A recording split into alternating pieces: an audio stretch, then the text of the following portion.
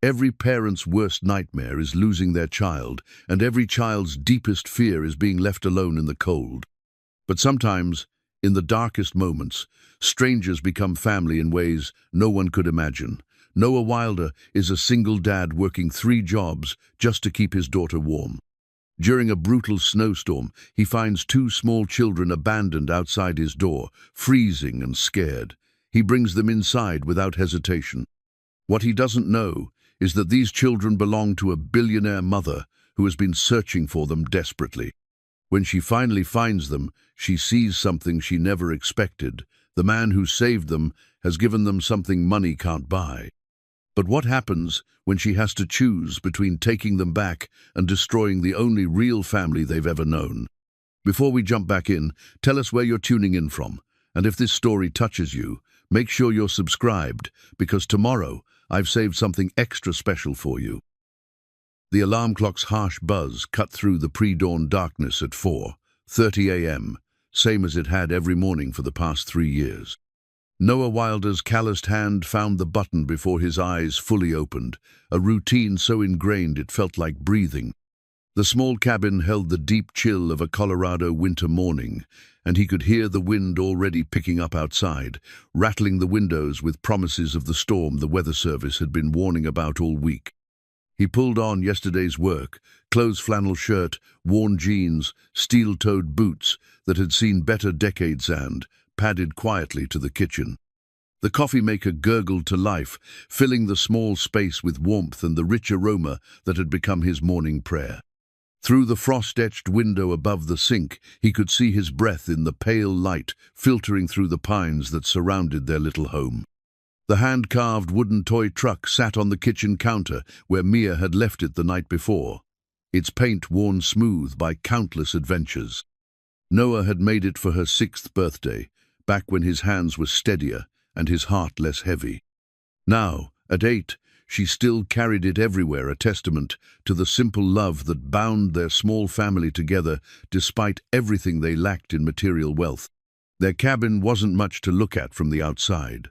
Built in the 1950s, it had weathered 40-plus Colorado winters with the stubborn persistence of mountain folk. The roof needed new shingles, the front steps sagged slightly on the left side, and the heating bills made Noah wince every month. But it was their spade for with Sarah's life insurance money after the accident that changed everything. It was the one thing he'd never mortgage, never risk, because it represented the only security he could guarantee his daughter. The living room held a wood-burning stove that did most of their heating, surrounded by a couch with patches on the arms and a coffee table Noah had built from reclaimed barnwood. Mia's artwork covered the refrigerator, and most of one wall drawings of mountains and animals, school assignments with gold stars, and always, pictures of the 3 of them, Daddy, Mia, and Mama, even though Sarah had been gone for 3 years now. Noah poured his coffee into a travel mug and checked the thermostat. 62 degrees as high as he dared, set it with the electric bill already stretching his budget thin. He added another log to the wood stove, banking the coals for the day ahead. The familiar ritual brought a moment of peace before the storm of his daily responsibilities began. At 5:15, he knocked gently on Mia's bedroom door before pushing it open. She slept curled under 2 quilts, her dark hair so much like her mother's spread across the pillow. Her room was small but warm, decorated with hand-me-down furniture, painted cheerful yellow, and shelves lined with books from the library and yard sales. A nightlight shaped like a moon cast soft shadows on walls covered with her drawings and a few precious photographs.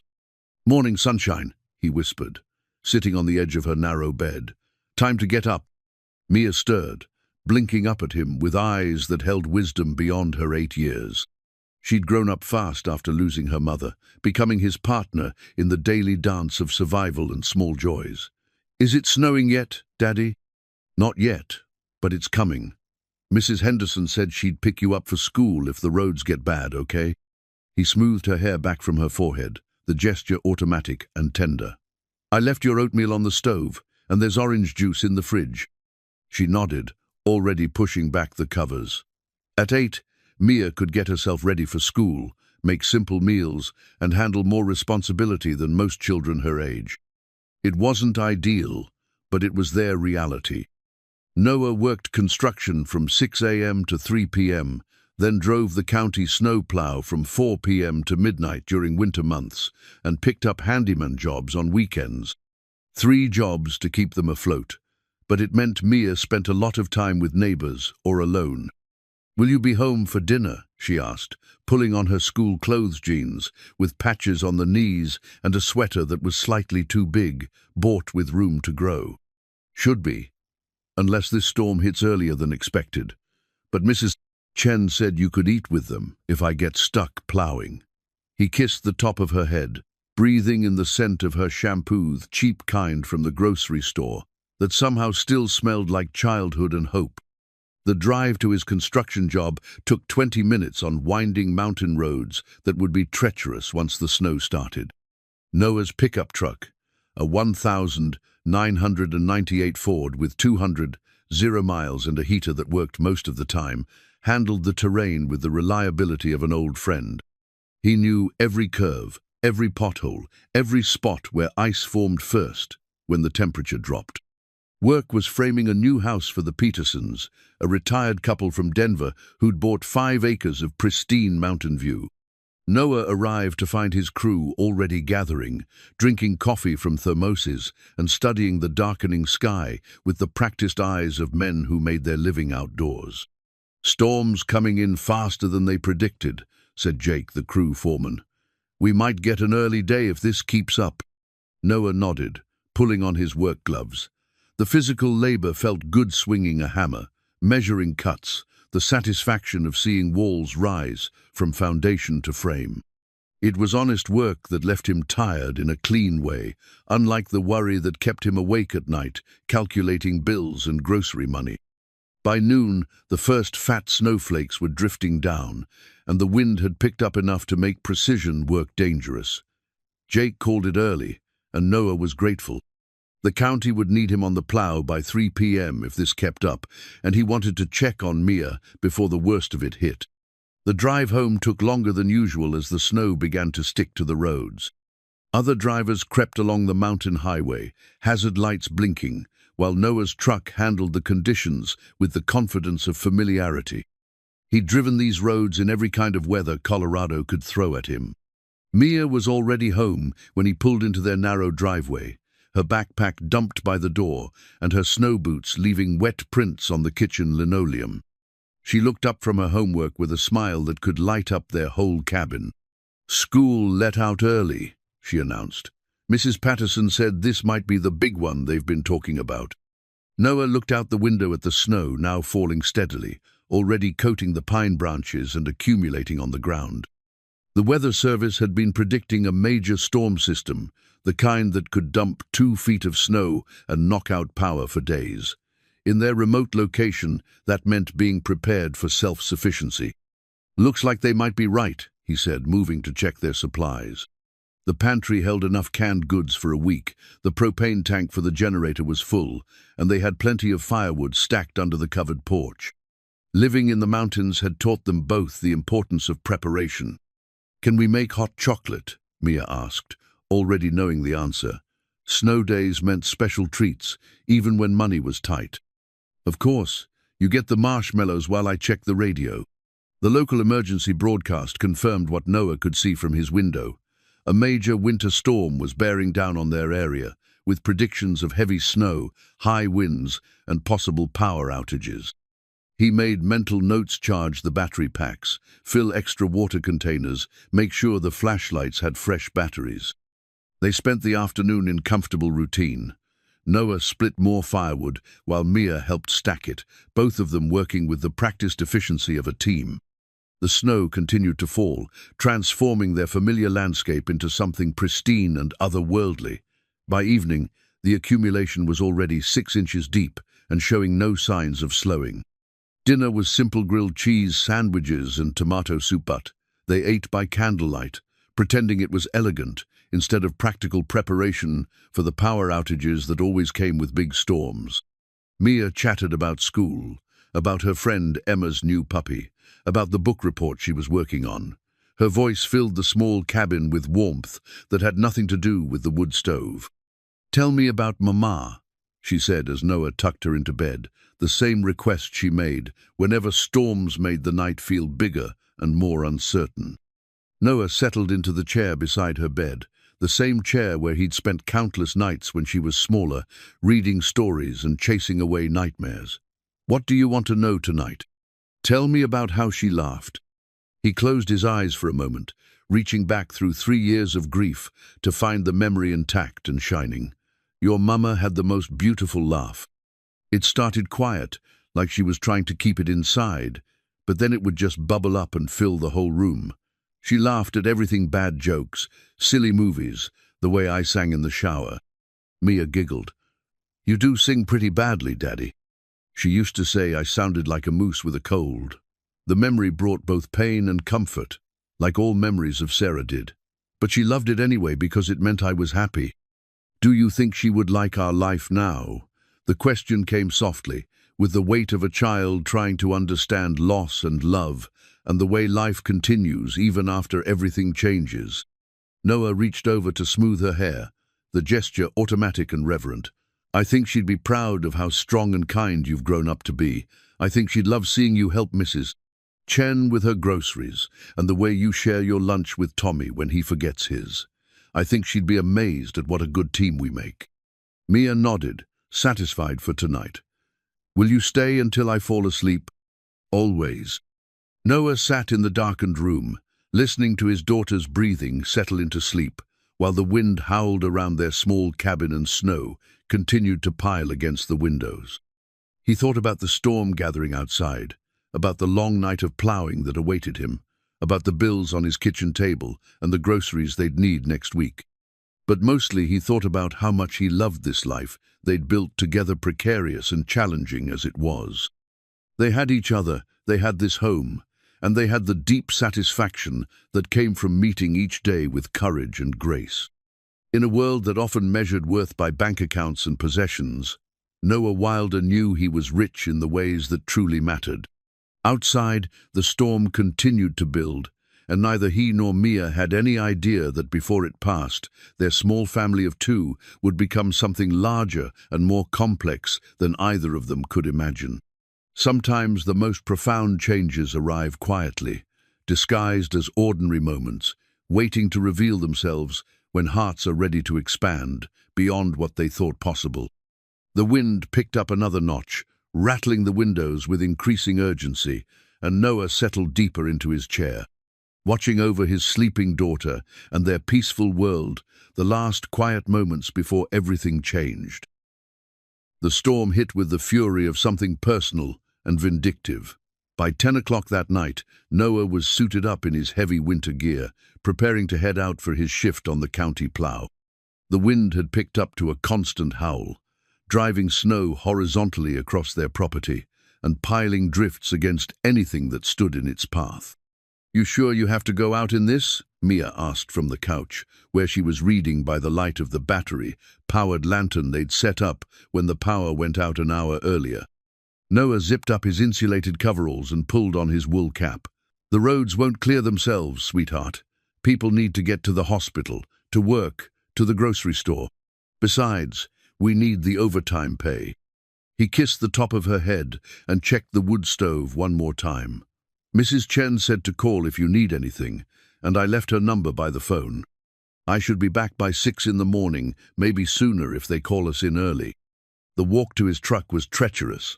Snow had already accumulated to nearly a foot, and the wind cut through his heavy coat like it was made of paper. The truck started reluctantly, coughing to life in the bitter cold, and Noah spent 10 minutes clearing snow from the windshield and mirrors. The drive to the county maintenance yard took twice as long as usual. Even with 4-wheel drive and snow tires, the truck slipped and slid on the unplowed back roads. Other vehicles crept along at walking speed, hazard lights blinking through the white curtain of falling snow. At the yard, Noah transferred to his assigned plow truck a massive orange beast with a 12-foot blade and enough weight to push through anything winter could throw at it. The cab was warm and familiar, equipped with a CB radio, GPS, and a thermos of coffee that would be his companion through the long night ahead. "All units, this is dispatch," the radio crackled. "We've got reports of multiple accidents on Highway 285, and the storm's intensifying. Priority routes first, then secondary roads, as conditions allow." Noah pulled out of the yard and into the storm. The plow blades scraped against asphalt, throwing snow in high arcs to either side of the road. Visibility was nearly zero, just the narrow cone of his headlights cutting through the swirling white darkness. For 4 hours, he worked the main highways, pushing back the accumulation and spreading salt and sand on the worst curves. The radio chattered constantly with reports of stranded motorists, accidents, and roads becoming impassable despite their best efforts. This wasn't just a big storm, it was the kind of blizzard that would be remembered and talked about for years. Around 2 a.m., dispatch sent him to clear the back roads in his own neighborhood.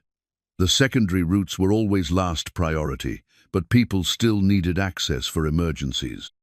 Noah turned his plow toward home, grateful for the chance to check on his own area. The familiar roads were barely recognizable under the snow. Drifts had formed across the pavement, some nearly 4 feet high, where the wind had carved and sculpted the accumulation. Street signs were buried, and the landmarks Noah knew by heart had disappeared into the white uniformity of the storm. He was clearing the road that led past his own driveway when something made him stop. Maybe it was instinct, or maybe it was the way his headlights caught a flash of color that didn't belong in the monochrome landscape. Noah set the parking brake and climbed down from the cab, his boots crunching through snow that came up to his knees. The wind hit him like a physical blow, stealing his breath and driving snow into his eyes. He pulled his cap down and his collar up, squinting against the stinging cold as he walked toward whatever had caught his attention.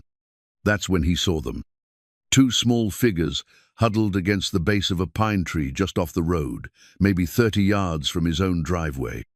At first, Noah thought his eyes were playing tricks on him. Surely no one would be out in this storm, especially not children.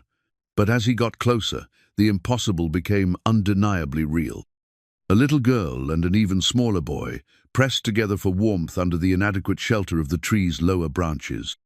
They were dressed in what had once been good winter clothes, but their coats were soaked through, and their small faces were blue with cold. The girl looked up at him with eyes that held too much knowledge for someone so young, while the boy seemed barely conscious. "Hey there," Noah said gently, kneeling in the snow despite the cold seeping through his coveralls. "What are you doing out here?" The girl's lips were too cold to form words, but she reached toward him with a mittened-hander gesture of desperate trust that hit him like a punch to the chest. The emergency blanket he kept in his first aid kit was in his hands before conscious thought kicked in, wrapped around both children as he gathered them against his chest. They were so small, so cold, so impossibly vulnerable in the face of nature's fury. The boy couldn't have been more than 4 years old, the girl maybe 5 or 6. How had they gotten here? Where were their parents? The questions could wait right now. They needed warmth and shelter before hypothermia claimed them both. Noah half-carried, half-guided them to his plow truck, lifting them into the warm cab where the heater had been running all night. The girl climbed onto the passenger seat while he settled the boy on his lap, both children shivering violently as their bodies began to register the dramatic temperature change. "It's okay," he murmured, the same tone he used with Mia after nightmares. "You're safe now. Everything's going to be okay." The radio crackled with another dispatch call, but Noah ignored it. He stripped off his heavy coat and wrapped it around the children, then reached for his cell phone. No signal the storm had knocked out the cell towers, same as it did every winter. The CB radio connected him to dispatch, but not to the authorities who needed to know about finding these children. The boy was the more concerning of the two. His lips had a blue tinge that spoke of dangerous cold exposure, and his breathing was shallow and rapid. The girl watched Noah with steady eyes, protective of her companion in a way that suggested they'd been taking care of each other for a while. "What are your names?" Noah asked softly. "Lily," the girl whispered, her voice barely audible over the truck's heater fan. "This is Max." Lily and Max, those are beautiful names. Noah adjusted his coat around them, making sure they were both covered. Can you tell me where your parents are? Lily's face crumpled, and she shook her head. Max hadn't spoken at all, just pressed closer to his sister with the instinctive trust of very young children. Noah made a decision that would change all their lives, though he couldn't have known it at the time. The roads were impassable, the authorities unreachable, and these children needed immediate care. His own daughter was warm and safe at home, but these two were minutes away from serious injury, or worse. He radioed dispatch with his location and situation, explaining that he'd found two lost children and was taking them to safety. The response was immediate: bring them to the nearest emergency shelter or hospital if possible, but keep them warm and safe above all else. The drive home was the longest 5 minutes of Noah's life. Every slip of the tires on the snow-packed road sent his heart racing, imagining what would happen if they got stuck or slid off into a ditch. But the big plow truck handled the conditions with steady determination, and soon Noah was pulling into his own driveway. The cabin's windows glowed with warm light from the battery-powered lanterns inside. Noah gathered the children, Lily walking on unsteady legs. Max carried in his arms and pushed through the knee-deep snow to his front door. "Mia," he called as he shouldered the door open, "I need your help." His daughter appeared from the living room, took one look at the small, snow-covered figures in her father's arms, and instantly understood the situation with the quick intelligence that had always amazed him. "I'll get blankets," she said, already moving toward the linen closet, "and I'll put more wood on the fire."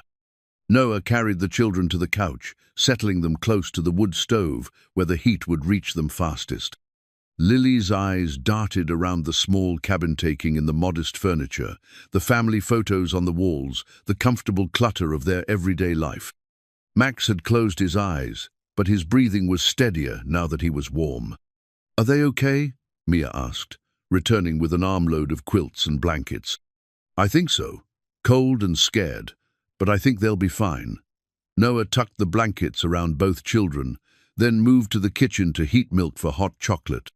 Physical warmth was only part of what they needed. Comfort and security would be just as important for their recovery. The next hour passed in quiet ministrations, hot chocolate sipped from mugs wrapped in small hands. Mia sitting cross-legged on the floor, talking softly to Lily about her drawings on the walls. Max falling asleep against Noah's chest, finally warm and safe enough to let exhaustion take him. By 4 in the morning, both children were sleeping peacefully on the couch, wrapped in every blanket Noah owned. Mia had curled up in the big chair with her own quilt, unwilling to leave the newcomers alone, even in sleep. Noah sat in his kitchen, drinking coffee and trying to process what had happened. 2 children, abandoned in a blizzard, with no explanation of how they'd gotten there or where they'd come from. Their clothes suggested money-good quality winter gear, though soaked through from exposure. Their manner of speaking, what little he'd heard, seemed educated and refined. The storm continued to rage outside, making travel impossible and communication sporadic. The authorities would have to wait until morning, maybe longer. For now, these children were his responsibility, and that felt both overwhelming and completely natural. Looking at his expanded household, 3 children sleeping peacefully while the storm raged, Noah felt a strange sense of completion, as if something he hadn't realized was missing had suddenly been found. Tomorrow would bring questions, complications, and difficult decisions. But tonight, everyone was warm and safe, and that was enough. Morning came grey and muffled, the storm having exhausted itself sometime before dawn. Noah woke on the kitchen chair where he'd dozed fitfully, his back protesting the awkward position. The cabin was quiet except for the steady tick of the old mantel clock and the soft breathing of 3 sleeping children. Lily and Max were still curled together on the couch, small faces peaceful in sleep. Mia had migrated from the chair to the floor beside them, one protective hand resting on the edge of the couch. Even in sleep, she'd positioned herself as their guardian. Noah moved quietly to the window and pushed aside the curtain. The world outside had been transformed into something from a fairy tale's drifted against the cabin walls, pine trees bent under the weight of white branches, and his truck was barely visible as a rounded mound in the driveway. The storm had left at least 2 feet of snow, with drifts much deeper where the wind had sculpted them. The power was still out, but the wood stove had kept them warm through the night. Noah added fresh logs and started coffee on the propane camp stove, the familiar morning ritual grounding him after the surreal events of the previous night. Mia stirred first, sitting up and immediately checking on the 2 smaller children. "Are they okay, Daddy?" "They seem to be. Their color's better, and they slept through the night." Noah poured coffee into his favorite mug and sat on the edge of the coffee table, studying the sleeping pair. "We need to figure out how to contact someone about them, but the phones are still down." "Can't we just keep them until someone comes looking?" Mia asked, with the straightforward logic of childhood. "They need somewhere to stay, and we have room." Noah smiled at his daughter's generous heart, but the situation was more complicated than she understood. "It's not that simple, sweetheart. They have parents somewhere who are probably worried sick. We need to help find their family." Max stirred at the sound of their voices, blinking up at them with dark eyes that seemed too serious for his young face. He sat up slowly, looking around the unfamiliar room with careful attention to detail. "Good morning, Max," Noah said gently. "How are you feeling?" The boy considered the question with the gravity of someone much older. "Warm," he said finally, his voice soft but clear. Lily woke a moment later, immediately reaching for Max's hand in a gesture that spoke of practiced protectiveness. She looked up at Noah with the same careful assessment he'd seen the night before. "Are you hungry?" Mia asked, already moving toward the kitchen. "Daddy makes really good pancakes, and we have syrup." The mention of food seemed to break through whatever reserve the children had maintained. Lily nodded eagerly, and Max's eyes brightened with interest. Breakfast became an exercise in gentle coaxing and patient observation. The children ate with good manners but obvious hunger, suggesting they hadn't had a proper meal in some time. They used their utensils correctly, said please and thank you without prompting, and showed none of the behavioral issues Noah might have expected from traumatized children. "These are really good," Lily said, cutting her pancakes into precise squares, "better than the ones at the hotel." "What hotel?" Noah asked carefully, not wanting to pressure her but hoping for clues about their situation. Lily's face closed off immediately, and she exchanged a glance with Max that seemed to carry a complex conversation. "Just a hotel," she said, her voice smaller than before. Noah didn't push. Whatever had happened to bring these children to his doorstep in the middle of a blizzard, they weren't ready to talk about it yet. Trust would have to be earned slowly, carefully. After breakfast, Mia took charge of entertaining their guests, while Noah tried to reach the outside world. The landline was dead, his cell phone had no signal, and the CB radio in his truck only connected him to other stranded drivers and emergency services that were overwhelmed with storm-related calls. He finally reached the county sheriff's office through the emergency radio system, reporting the found children to Deputy Martinez, who knew Noah from his snowplow work. "Any sign of parents looking for them?" Noah asked. "Nothing yet, but communications are spotty. Could be reports filed in other counties that we haven't heard about. Roads are impassable right now, but we'll get someone out to you as soon as possible." While Noah handled the logistics, Mia had appointed herself as tour guide and entertainment director. She showed Lily and Max her room, her art supplies, and the small collection of books she'd accumulated over the years.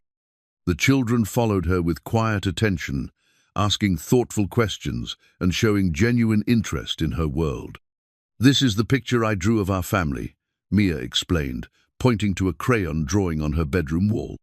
3 stick figures stood in front of a small house, with Daddy, Mia, and Mama written in careful letters underneath. Lily studied the drawing with intense focus.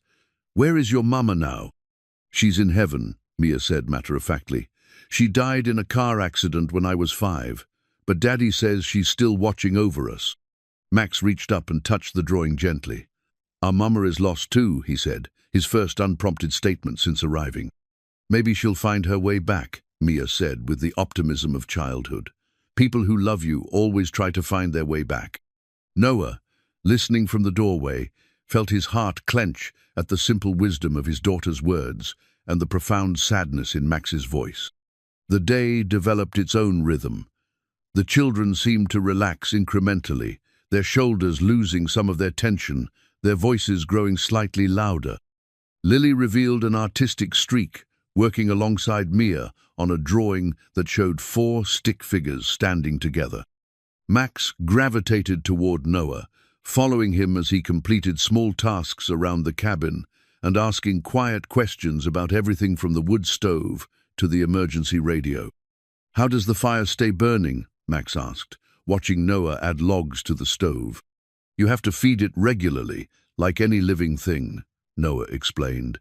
"Give it fuel, make sure it has enough air to breathe, and it'll keep you warm." Max nodded solemnly, absorbing this information with the intensity of someone filing it away for future reference. By mid-afternoon, Noah had managed to reach several agencies and file reports about the found children. The process was complicated by the storm's aftermath: phone lines down, computers offline, and personnel dealing with emergency calls across 3 counties. Everyone was sympathetic and professional, but the reality was stark. Until the roads cleared and normal communications resumed, Noah was responsible for 2 children whose identities and circumstances remained a mystery. "Social services will send someone as soon as possible," the caseworker had told him over the crackling radio connection. "Could be tomorrow, could be longer depending on road conditions. Just keep them safe and comfortable." As evening approached, Noah found himself watching the children with growing concern and attachment. They were polite, well-behaved, and obviously intelligent, but there was something guarded about them that suggested recent trauma.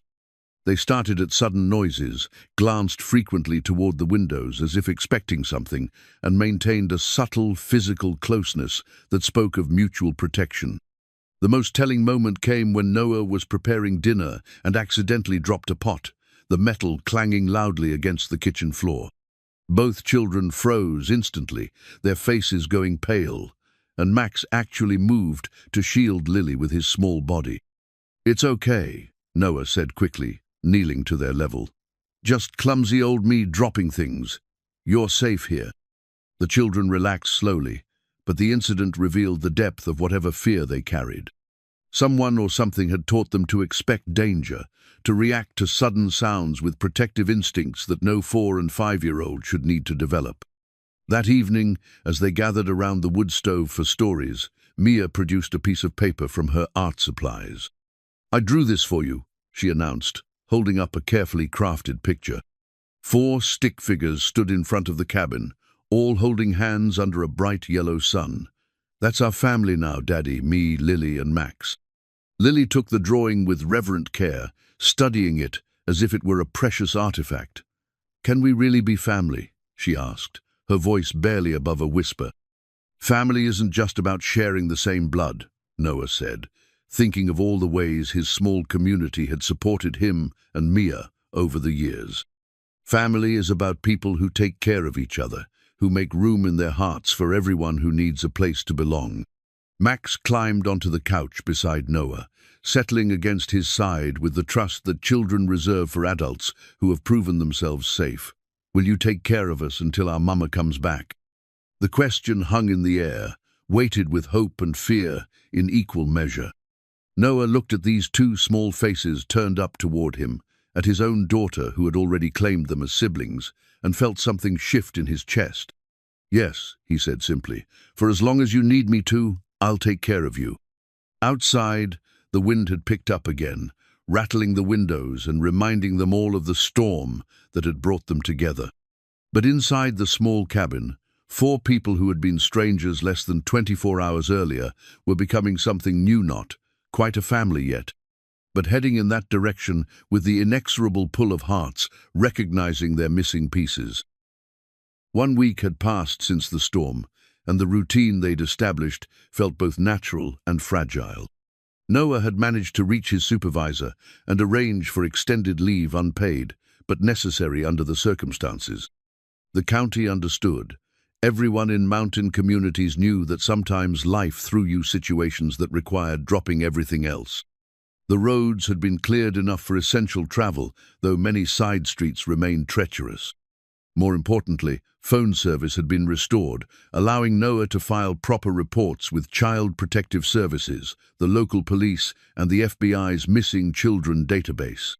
The responses were uniformly sympathetic, but frustratingly vague matches in their systems. No reports of missing children fitting Lily and Max's descriptions. It's like they appeared out of thin air. Deputy Martinez had told Noah during his visit 2 days earlier. Good quality clothes, obviously from a family with means, but no identification, no missing persons reports, nothing. The social worker, Mrs. Garrett, had been equally puzzled but impressed with Noah's care of the children. A tired woman in her 50s who'd seen too many difficult cases, she observed the children's interactions with Noah and Mia with the sharp eye of someone trained to spot problems. They're remarkably well adjusted for children who've experienced trauma, she noted, watching Max help Noah set the table while Lily and Mia worked on a puzzle together. Usually we see more behavioral issues, regression, anxiety. These two seem to have bonded with your family remarkably quickly. They're good kids, Noah had replied, meaning it completely. Whatever happened to them before, they're safe now. Mrs. Garrett had nodded approvingly. We'll continue the search for their family, but in the meantime, I'm comfortable with temporary guardianship. The paperwork should be finalized by next week. Now, as Noah watched Mia teach Lily how to braid friendship bracelets while Max helped him repair a loose cabinet door, he found himself hoping the search would take a very long time. The children had integrated into their lives with surprising ease, filling spaces he hadn't realized were empty. The financial strain was significant. 3 additional mouths to feed, higher heating bills, and the cost of clothes and supplies for the children, but somehow they were managing. The community had rallied with donations and support, as mountain communities always did when neighbors faced hardship. Mrs. Chen had arrived with bags of children's clothes her grandchildren had outgrown. Tom Bradley from the hardware store had quietly delivered a bunk bed, claiming it was taking up space in his warehouse. The elementary school had enrolled both children without question, providing free lunches and even backpacks filled with supplies. People take care of each other here, Noah had explained to Lily when she asked why everyone was being so nice to them. That's what neighbors do. The children's integration into school had provided both reassurance and new questions. Lily's kindergarten teacher, Mrs. Patterson, had called Noah within the first week. I need to discuss Lily's academic level with you, she'd said, her tone carefully neutral. She's reading at a 3rd grade level, and her mathematical reasoning is quite advanced. Her vocabulary and general knowledge suggest extensive educational enrichment. Max's pre-K teacher had echoed similar observations. Both children demonstrated educational advantages that suggested private tutoring, expensive educational toys, and exposure to cultural experiences beyond what most local families could provide. They've had advantages, Noah had acknowledged, but they're still just kids who need stability and love. The teachers agreed, noting that despite their advanced academic skills, both children showed normal social and emotional development patterns. They played well with others, followed directions, and seemed genuinely happy to be in school. What struck everyone who met them was their unusual maturity and their protective instincts toward each other. Lily would quietly help Max with tasks that challenged him, while Max would share his snacks with Lily, even when she wasn't hungry. They moved through the world as a unit, rarely more than a few feet apart. Noah had started carrying his phone everywhere, expecting the call that would change everything. Parents who had finally tracked down their missing children, relatives coming to claim them, authorities with answers about their mysterious appearance. Each day that passed without that call brought both relief and growing attachment. The children, for their part, seemed to bloom in the stable environment. Max's vocabulary expanded daily, and his questions revealed a sharp intelligence and natural curiosity about everything from cloud formations to how engines worked. Lily's artistic abilities flourished with access to proper supplies, and her drawings showed increasing detail and emotional complexity. The most significant development came on a quiet Sunday morning as they sat around the breakfast table, pancakes cooling on their plates, while everyone lingered over the unhurried conversation that marked their weekend mornings. "Noah," Lily said carefully, the first time she'd used his name instead of Mr. or Sir. "Can I ask you something?" "Of course, sweetheart."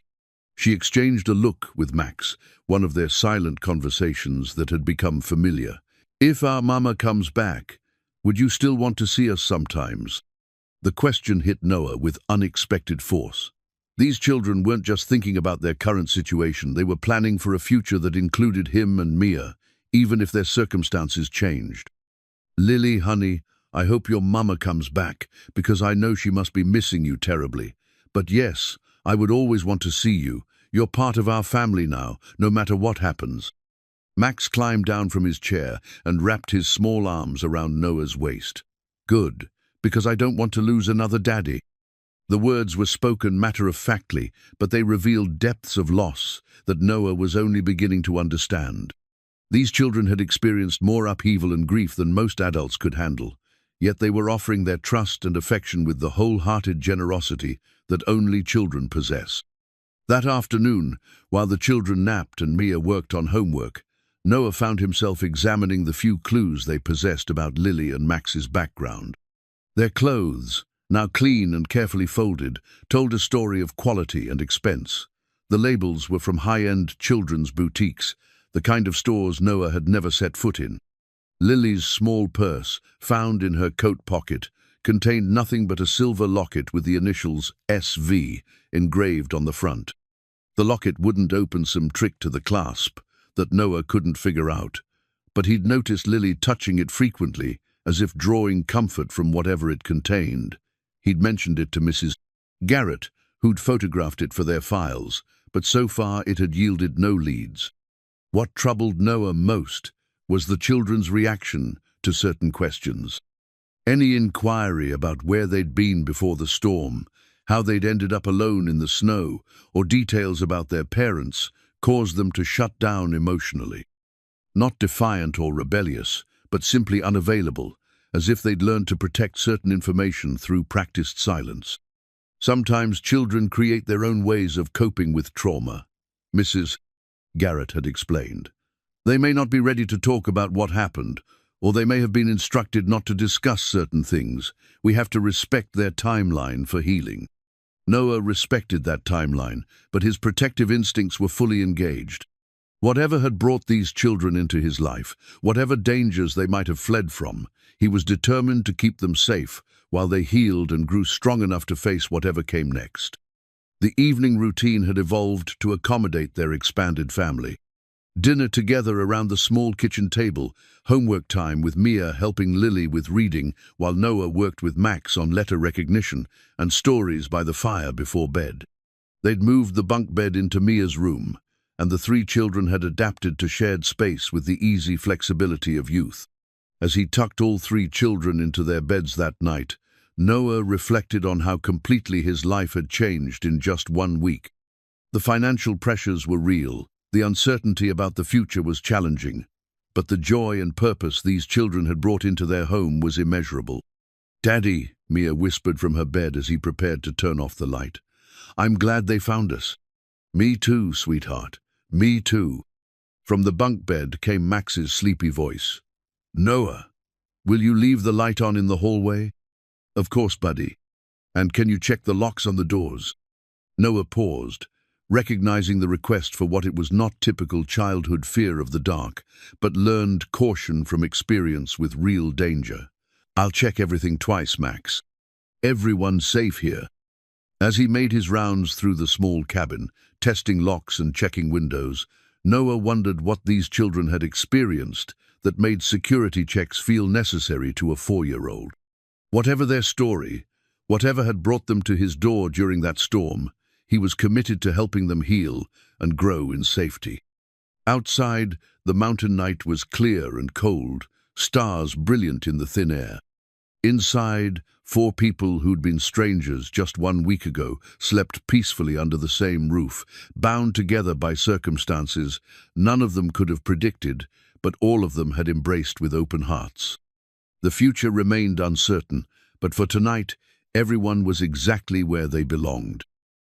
2 weeks had passed since Noah discovered the children, and the rhythm of their expanded household had settled into something that felt surprisingly permanent.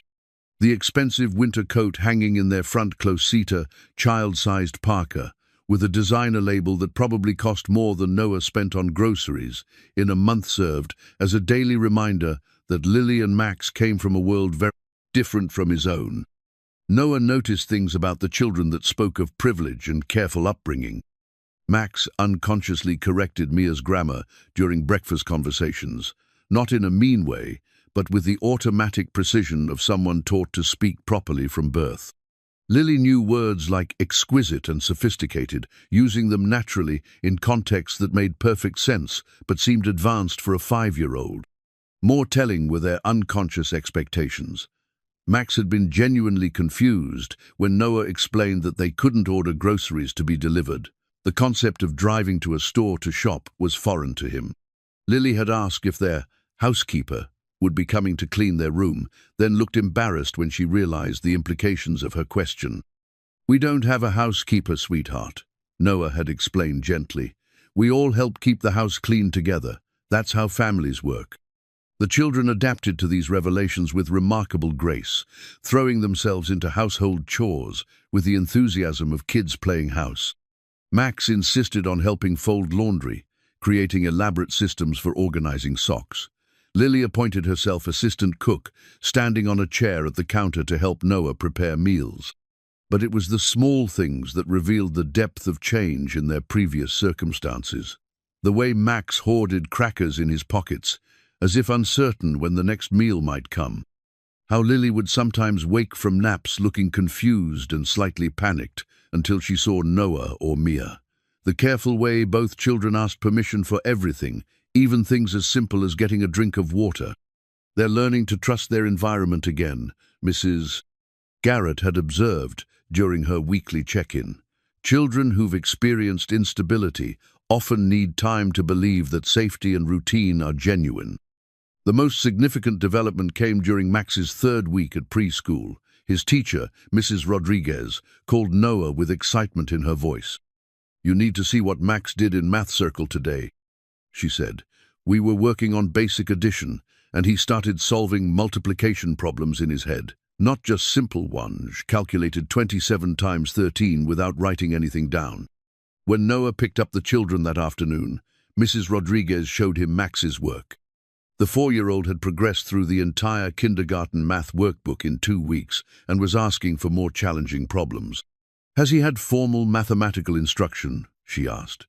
"This level of numerical reasoning suggests significant early education investment." Noah studied the neat rows of problems Max had completed, each answer correct, the work showing logical progression and mathematical understanding that seemed impossible for someone so young. "I honestly don't know," he admitted. "They haven't talked much about their life before." Similar reports came from Lily's kindergarten teacher. The 5-year-old was reading at a 4th grade level and had surprised everyone by speaking conversational Spanish during their weekly language lesson. She says her other teacher taught her Spanish and French, Mrs.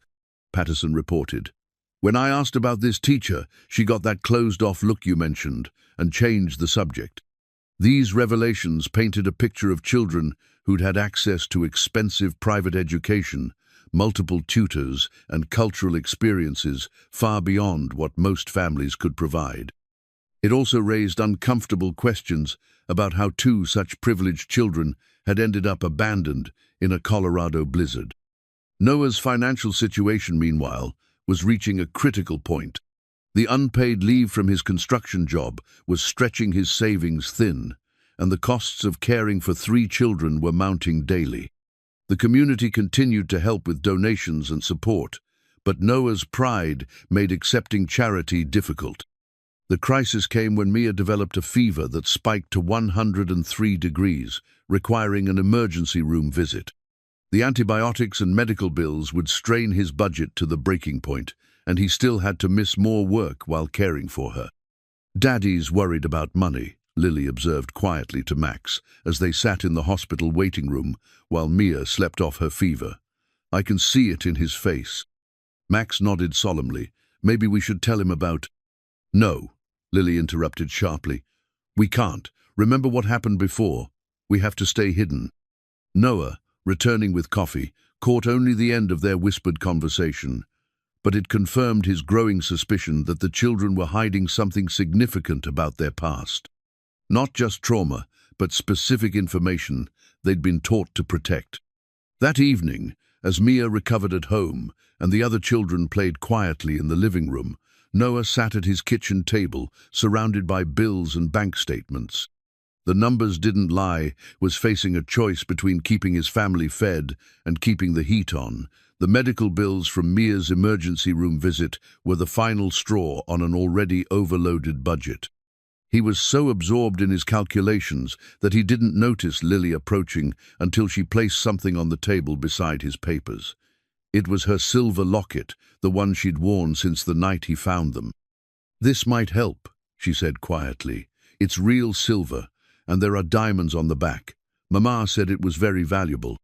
Noah looked down at the delicate piece of jewelry, then at the serious 5-year-old who'd offered to sacrifice her most precious possession for his financial troubles. The gesture broke his heart and filled it simultaneously.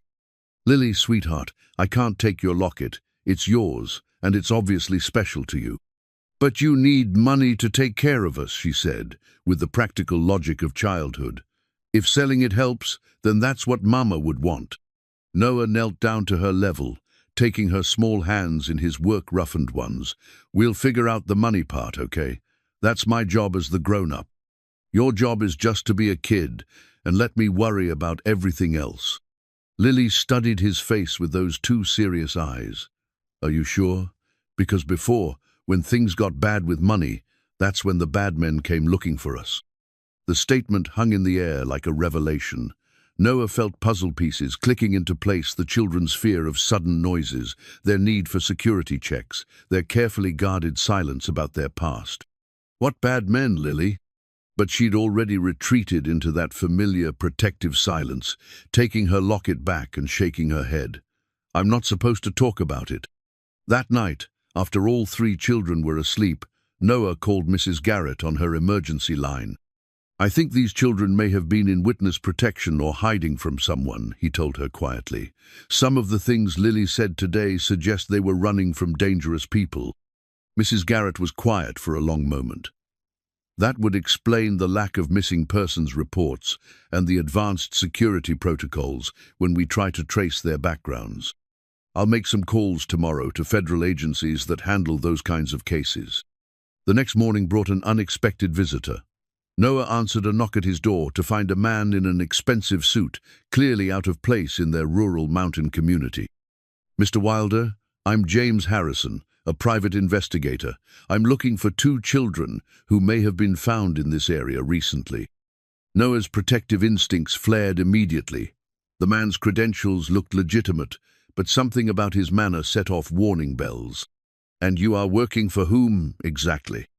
"Their family, of course. They've been missing for months, and we have reason to believe they may have been located here." Harrison produced photographs of Lily and Max, clearly professional portraits taken in what looked like an upscale studio.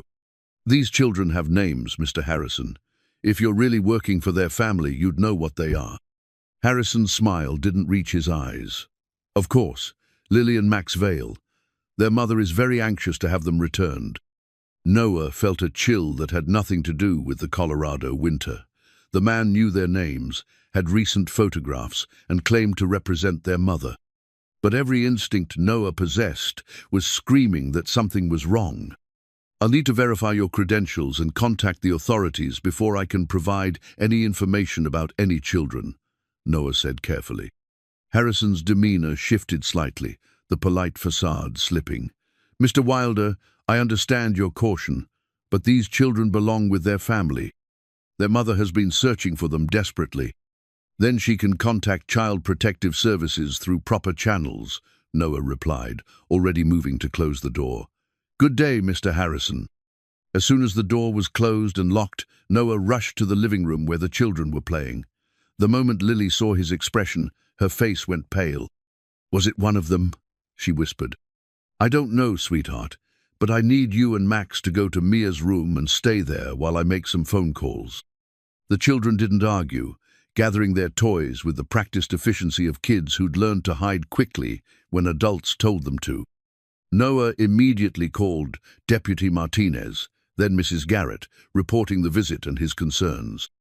Both officials took the situation seriously, promising to investigate Harrison's credentials and alert other agencies. As he waited for official responses, Noah found himself studying the children with new eyes. If they were veiled children, that suggested significant willpower to hire private investigators and maintain months-long searches. But it also suggested danger serious enough that two small children had been running and hiding instead of safely at home with their family. The afternoon brought answers that raised even more questions. Deputy Martinez called back with disturbing news. James Harrison is a real private investigator, licensed and bonded. But here's the thing, when we contacted the agency that supposedly hired him, they claim they have no record of any veil case and haven't employed Harrison in over 6 months. Mrs. Garrett's call came an hour later with equally troubling information. I've been in contact with federal authorities. There are sealed records associated with children matching Lily and Max's descriptions, but the details are classified at a level that suggests federal witness protection or similar security protocols. That evening, as Noah helped the children with dinner and homework, he noticed they were both more subdued than usual. Max stayed close to Noah's side, while Lily kept glancing toward the windows, as if expecting to see unfriendly faces looking back. Are we going to have to run away again? Max asked quietly as Noah tucked him into bed. No, buddy. Nobody's going anywhere. This is your home now, and I'm going to make sure you're safe here. But what if the bad men find us? Noah sat on the edge of the bunk bed, choosing his words carefully. Sometimes grown-ups make mistakes or do things that hurt children. But there are also grown-ups whose job it is to protect kids from those bad people. I'm going to work with them to make sure you and Lily stay safe. Max nodded, but Noah could see the fear lingering in his dark eyes. These children had learned too young that the world could be dangerous and that safety was something that could be taken away without warning. As he settled into his own bed that night, Noah reflected on how dramatically his life had changed. 3 weeks ago, his biggest worry had been paying the heating bill. Now, he was potentially harboring children who might be targets of dangerous people, dealing with federal agencies, and facing decisions that could affect not just his own family, but the safety and future of 2 small children who'd already endured too much uncertainty. But looking at the peaceful faces of 3 sleeping children, Noah knew he'd make the same choice again. Whatever dangers lay ahead, whatever complications arose from their mysterious past, Lily and Max belonged here now. They were family, and family protected each other no matter what the cost. 3 weeks had passed since the mysterious visitor, and life had settled into a cautious new normal. Federal agents had interviewed Noah twice, their questions careful and revealing nothing about what they knew or suspected about Lily and Max's background. The children remained in his care under emergency protective custody, while investigations continued behind closed doors. The sophisticated tracking device Noah discovered while cleaning Max's snow boots had answered some questions while raising others. Hidden in the heel, so small it was nearly invisible, the device explained how the fake private investigator had found them so quickly. Mrs. Garrett had turned it over to federal authorities, but not before Noah realized these children had been living under electronic surveillance, either for their protection or to monitor their movements. Someone's been tracking them this whole time, Noah had told Deputy Martinez. The question is whether it was the good guys or the bad guys. The community had rallied around their expanded family with typical mountain solidarity, but Noah could sense the underlying tension. People whispered about federal agents asking questions, about the children's expensive clothes and educated speech, about the danger that might be following two small kids to their quiet town.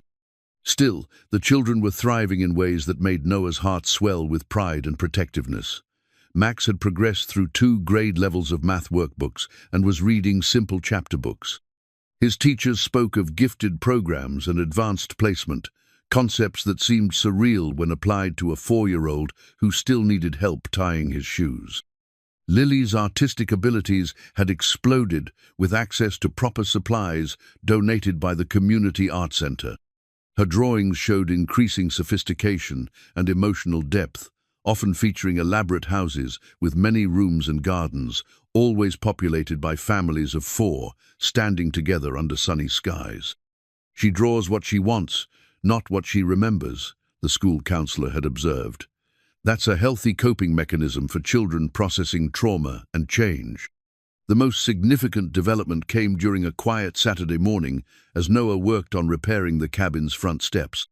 The children were playing in the yard, their laughter mixing with the sound of his hammer and the distant call of mountain birds. It was the kind of perfect moment that made all the complications and uncertainties seem manageable. Max approached him with the serious expression he wore when grappling with important questions. "Noah, can I ask you something about money?" Noah set down his hammer and gave the boy his full attention. "Of course, buddy. What's on your mind?" "Before, when we lived in the big house, there were lots of people who worked for us, drivers and cooks and people who cleaned and did the garden. Does that mean we were rich?" The question was asked with genuine curiosity rather than longing, but it revealed how much the children were beginning to process about their changed circumstances. "It sounds like your family had a lot of money, yes. Does that make you sad, missing those things?" Max considered this carefully, his dark eyes thoughtful. "I miss some people. Elena used to make cookies, and James taught me about birds. But I like it better here because you and Mia don't go away." Noah felt his throat tighten. "What do you mean they went away?" "In the big house, people were always leaving. Mama would go on trips, and sometimes she'd be gone for weeks. The helpers would quit or get new jobs. Even our teachers kept changing." Max picked up a small stone and examined it with scientific precision. "Here, you come home every day, and Mia is always Mia, and everything stays the same." "Stability," Noah said, understanding. "You like knowing what to expect." "Yes, and I like that when you say you'll do something, you always do it." That afternoon, while the children napped and Noah caught up on paperwork, he found himself thinking about Max's observations. These children had come from wealth and privilege, but they'd also experienced a kind of poverty of consistent relationships, of reliable emotional security, of simple stability. His phone rang, interrupting his reflections. Mrs. Garrett's voice was tense with excitement and concern. "Noah, I need you to listen carefully. We've had a breakthrough in the case, but it's complicated. The children's mother has been located, and she's requesting immediate contact." Noah's heart clenched. The call he'd been dreading and expecting in equal measure had finally come.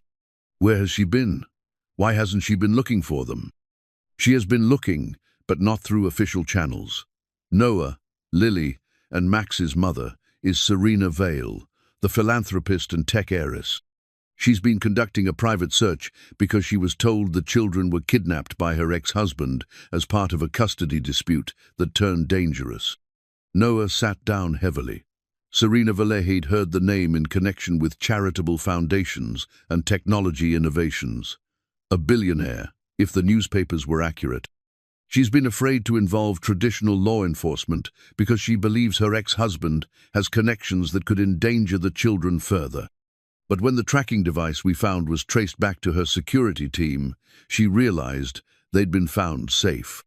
Her security team put a tracker on her own children. For their protection, apparently. Noah, there's more. Marcus Vale, the children's father, is suspected of involvement with some very dangerous people. Money laundering, possibly organized crime connections. Serena has been hiding the children from him, not from law enforcement. Noah's mind raced, trying to process this information. So the children aren't in witness protection, they're hiding from their own father. Exactly. And according to federal investigators, Marcus Vale has been getting closer to finding them. That fake private investigator who visited you was probably working for him. The implications hit Noah like a physical blow. These children weren't just traumatized, they were in genuine danger from their own father. And their mother, this Serena Vale, was presumably coming to take them away from the only stable home they'd known in months. When does she want to see them? She's flying in tomorrow. Noah, I have to ask, how do you think the children will react? They've bonded strongly with your family, and this is going to be a major disruption.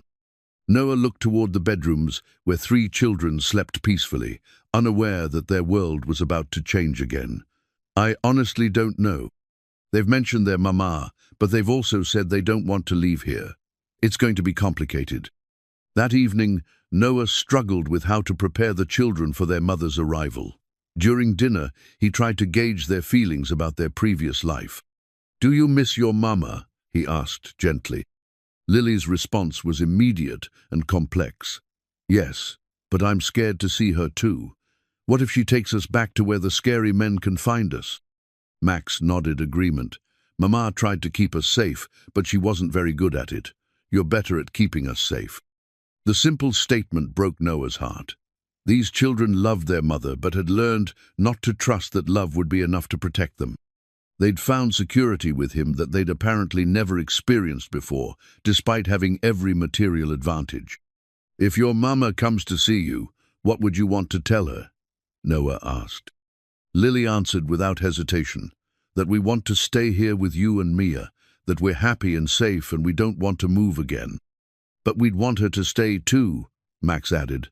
"If she could live here with us, that would be perfect." Noah smiled at the 4-year-old's simple solution to a complex problem. "That's a beautiful idea, buddy." Later that night, as he checked locks and windows in the security routine Max had requested, Noah reflected on the impossible situation developing. Tomorrow, he would meet a billionaire who wanted to reclaim her children from the blue-collar single father who'd been caring for them. The children clearly loved their mother, but trusted him more. The mother had unlimited resources, but had apparently failed to provide the stability and security these children desperately needed. The only certainty was that everyone involved loved Lily and Max, and wanted what was best for them. The challenge would be figuring out what best actually meant when it came to 2 small children who'd already experienced too much upheaval and uncertainty. As Noah settled into bed, he allowed himself one last night of believing that his biggest problem was stretching the grocery budget to feed 4 people instead of 2. Tomorrow would bring complications he couldn't yet imagine, but tonight, everyone he loved was safe and sleeping under the same roof. For a man who'd learned to appreciate simple blessings, that would have to be enough. The custody documents that arrived by federal courier that morning told a story more complex and heartbreaking than Noah could have imagined. As he sat at his kitchen table reading through the legal papers while the children played in the yard, he began to understand the true scope of what Lily and Max had endured. Serena Vale hadn't just been searching for her missing children, she'd been engaged in a deadly game of cat and mouse with her ex-husband, Marcus Vale, whose connections to organized crime had transformed what should have been a standard custody dispute into a matter of life and death. According to the federal documentation, Marcus had initially won joint custody through legal manipulation and intimidation tactics. But when evidence surfaced linking him to money laundering operations for Eastern European crime syndicates, Serena had obtained emergency protective orders and taken the children into hiding. Marcus's response had been to hire private military contractors to locate and retrieve the children, claiming parental rights while actually intending to use them as leverage against Serena's cooperation with federal investigators. The children hadn't just been kidnapped, they'd been living in safe houses and constantly moving for 8 months, their mother desperately trying to stay one step ahead of people who would stop at nothing to find them. Noah's hands shook as he read the final pages. 2 weeks before the storm that brought Lily and Max to his door, their security team had been compromised. Marcus's men had discovered their location, forcing Serena and the children to flee in the middle of the night. During the escape, the children had become separated from their mother in a bus station during what the report called an incident involving hostile pursuers. Serena had been searching for them ever since, using every resource at her disposal while simultaneously evading capture herself. The tracking device in Max's boot hadn't been placed there by the bad guys. It had been their mother's desperate attempt to find them if they ever became separated again. The sound of a car engine interrupted Noah's reading. Through the window, he watched a black SUV with government plates pull into his driveway, followed by a sleek rental sedan. Federal agents emerged from the SUV, but Noah's attention was fixed on the woman who stepped out of the sedan. Serena Vale was younger than he'd expected, probably mid-30s, with dark hair pulled back in a simple ponytail and clothes that managed to look both expensive and practical. But it was her face that stopped Noah's breath, the same serious dark eyes as Max, the same determined chin as Lily. Even across the yard, he could see her hands trembling as she stared at the cabin where her children had been safe for the past month. The children's reaction to seeing their mother was immediate and complex. Lily dropped the wildflowers she'd been picking and ran toward Serena with a cry of "Mama!" that carried both joy and desperation. Max followed more slowly, his 4-year-old face showing the internal conflict between love and learned caution. Noah watched from his doorway as Serena dropped to her knees in the snow, gathering both children against her chest with the fierce desperation of someone who'd thought she might never hold them again. Her composure cracked completely, tears streaming down her face as she whispered words of love and apology, too quiet for Noah to hear. But he could see the children's faces over their mother's shoulder, and what he saw there broke his heart. Love, yes, but also confusion and fear. They clung to Serena, but their eyes kept darting toward Noah, seeking reassurance that he was still there, still protecting them. After several minutes, Serena stood, her children still pressed against her sides, and looked directly at Noah. Even from a distance, he could see her struggle to compose herself as she approached the man who'd cared for her children when she couldn't. "Mr. Wilder," she said, her voice barely steady, "I don't have words for what you've done. How do you thank someone for saving your children's lives?" Up close, Noah could see the toll the past months had taken on her. Despite her wealth and resources, Serena Vale looked like a woman who'd been living on the edge of terror, surviving on adrenaline and hope. Her clothes were expensive but wrinkled, her makeup couldn't hide the dark circles under her eyes, and her hands shook with exhaustion and emotion. "They're remarkable children," Noah said simply. "It's been our privilege to have them here." Lily tugged on her mother's coat. "Mama, this is Noah. He saved us from the snow, and he makes the best pancakes, and he reads us stories every night, and he never goes away, even when things are scary." The litany of Noah's virtues, delivered with 5-year-old earnestness, brought fresh tears to Serena's eyes. "He sounds like a very special person." "He is," Max said solemnly. "And Mia is our sister now. She taught us how to make friendship bracelets, and she shares everything even when she doesn't have very much." At that moment, Mia appeared from behind the cabin, her arms full of firewood and her cheeks flushed from the cold. She saw the stranger with her father and the 2 smaller children, and Noah watched his daughter's face cycle through recognition, understanding, and something that looked like loss. "You're their mama," Mia said quietly, setting down the firewood and approaching with the careful dignity of someone much older than 8. "I am," Serena confirmed, studying Noah's daughter with the same intensity she'd shown examining her own children. "And you must be Mia. Lily and Max have told me so much about their big sister." Mia's smile was both proud and heartbreaking. "I've been taking good care of them. Daddy taught me how to be responsible for people who are smaller than me." The federal agents remained in the background, giving the family their moment, but Noah was acutely aware of their presence. This wasn't just a reunion, it was the beginning of a complex negotiation about these children's future, with safety, love, and legal rights all pulling in different directions.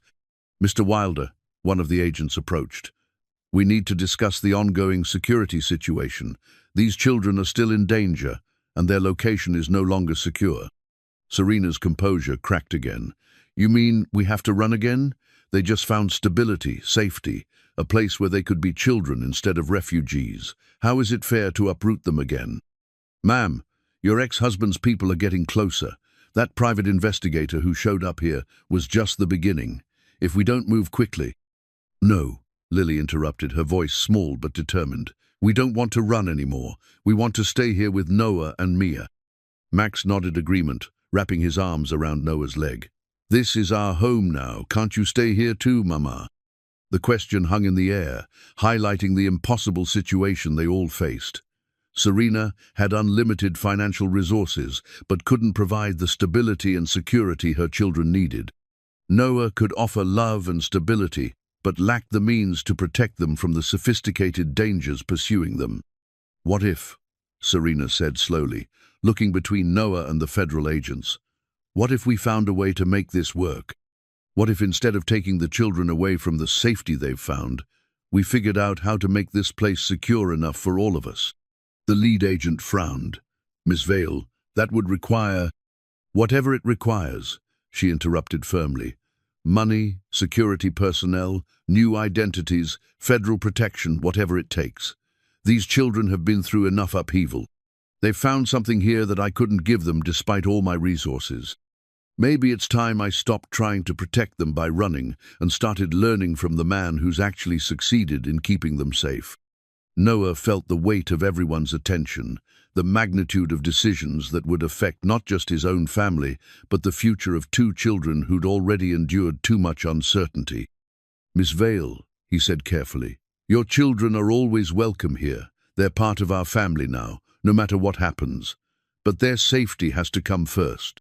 "Then let's make sure they're safe," Serena replied, her voice gaining strength. "All of them. Because if Lily and Max have taught me anything, it's that family isn't just about sharing DNA. It's about the people who show up when everything falls apart and stay until everything's okay again." She looked at Noah with something that might have been hope. "Mr. Wilder, would you be willing to help me learn how to be the kind of parent my children deserve? Because clearly you already are." The offer hung between them, complex, unprecedented, and potentially life-changing for everyone involved. Noah looked at the children watching him with desperate hope, at Mia who'd already claimed Lily and Max as siblings, at a woman who'd had everything and lost what mattered most, now asking him to help her find her way back to her children. Sometimes the most important decisions come disguised as impossible choices. But looking at 4 faces, 3 children, and one mother all waiting for his answer, Noah realized that some risks were worth taking when the alternative was breaking hearts that had already been broken too many times. "Yes," he said simply, "let's figure out how to keep everyone safe and together." The relief on Serena's face was matched by the joy on the children's faces and the quiet satisfaction on Mia's. They had no idea how they were going to make it work, what sacrifices and compromises lay ahead, or how they would navigate the complex dynamics of their unconventional family arrangement. But for the first time since that snowy night, when Noah found 2 small children in a storm, everyone who belonged together was in the same place, committed to finding a way to stay that way. It was a beginning, not an ending, and that made all the difference. The family photo Noah had taken 3 days after Serena's arrival sat on the kitchen table like a declaration of intent. 4 children and 2 adults arranged around the wood stove, faces relaxed and genuine in a way that belied the complex negotiations happening behind the scenes. Mia had insisted they needed a real family picture, and somehow, in that moment, frozen in digital pixels, they looked exactly like what they were becoming, an unconventional family bound together by choice rather than circumstance. But the photo also represented everything they stood to lose if the plan currently being developed by federal agents and security specialists failed to account for the human element at its center. Serena had been staying at the local inn for a week, spending every possible moment at the cabin, but maintaining enough distance to let the children adjust gradually to her presence. Noah watched her struggle with the balance, desperate to reclaim her children, but wise enough to recognize that forcing the issue could damage the fragile trust they were rebuilding. "They're different than they were before," she'd confided to Noah over coffee while the children played outside. "More confident, more secure in themselves." Max never spoke up about what he wanted when we were running. Now he negotiates bedtime like a tiny lawyer. "They know they're safe here," Noah replied. "When children feel secure, their personalities can really emerge." "I can see that. Lily's drawings used to be all dark colors and closed doors. Now she draws houses with windows wide open and people standing together outside." Serena paused, studying the latest artwork taped to the refrigerator. "I want to give them that security permanently, but I don't know how without putting them in danger again." The federal agents working their case had presented a plan that was both comprehensive and disruptive. Witness protection for all of them, new identities, relocation to a secured community where Serena's resources could provide both luxury and safety. On paper, it solved every problem. In reality, it meant uprooting the children again, just as they'd found stability. The program works. Agent Sarah Chen had explained during a briefing that included both Noah and Serena. "We can provide round-the-clock security, excellent schools, and complete protection from Marcus Vale's organization. But it requires leaving everything behind: community, friends, familiar surroundings. Everything that's made them feel safe," Noah had observed quietly. "Sometimes safety requires sacrifice," Agent Chen replied, but her tone suggested she understood the dilemma. The children, for their part, had made their preferences clear with the straightforward honesty of youth. They wanted to stay in the cabin, continue at their current school, and have both Noah and Serena as parents.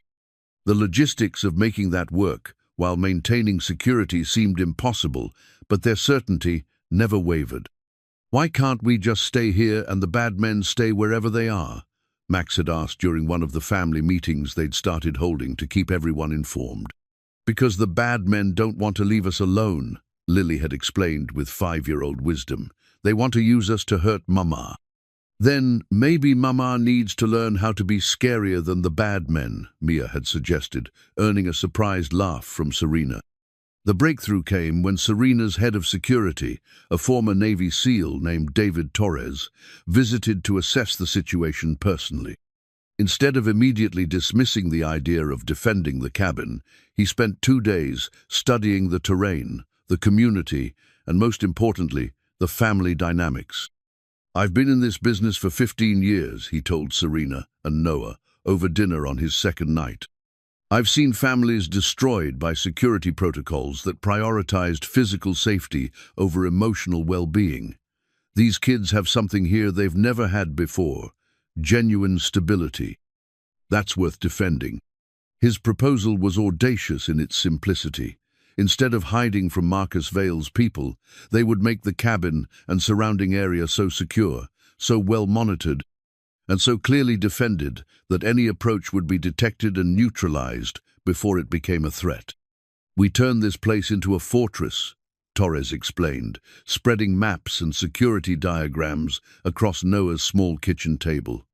"Discreet, but comprehensive. The children continue their normal lives, but they're protected by layers of security they'll never see." The plan required significant investment: surveillance systems, communication networks, a security team that would blend into the community, and modifications to the cabin and surrounding property. For Serena, the money was negligible. For Noah, the scale was overwhelming. "It would mean changes to your life too," Serena warned him. "Security protocols, background checks for anyone who visits, restrictions on travel and activities. Your privacy would be compromised, and you'd essentially be under protection as well, since you'd be considered a potential target." Noah looked around his small cabin home he'd shared with Sarah, where he'd raised Mia, where he'd found his purpose as a father. Then he looked at the children playing quietly in the living room, Lily teaching Max to play chess, while Mia read them a story, all 3 of them comfortable and secure in their familiar surroundings. "Some things are worth protecting," he said simply. The next week brought controlled chaos as Torres's team began implementing security measures. To the casual observer, the changes were minimal: few new fence posts, some communication equipment disguised as weather monitoring devices, and several new residents who claimed to be remote workers drawn to the mountain lifestyle, but who were actually highly trained security personnel.